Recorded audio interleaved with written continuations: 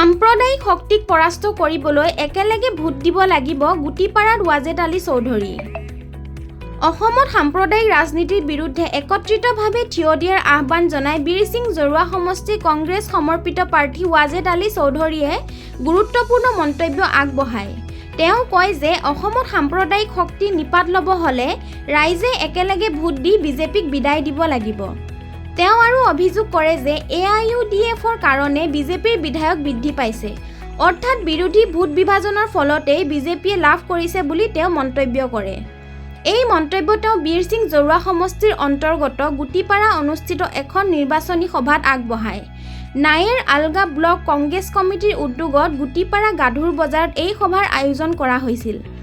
সভাখনত কংগ্ৰেছৰ প্ৰাৰ্থী হিচাপে তেওঁৰ নিৰ্বাচনী প্ৰচাৰৰ অংশ হিচাপে অনুষ্ঠিত হয়। সভাত তেওঁ ৰাইজক সম্বোধন কৰি সাম্প্ৰদায়িক বিভাজনৰ ৰাজনীতিৰ বিৰুদ্ধে সতৰ্ক কৰে আৰু আগন্তুক নিৰ্বাচনত একত্ৰিতভাৱে সিদ্ধান্ত গ্ৰহণ কৰাৰ আহ্বান জনায়।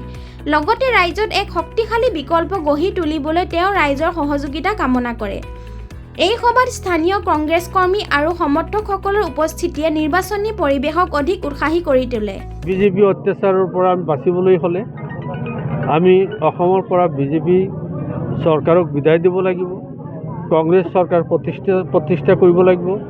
আমাৰ বিশেষভাৱে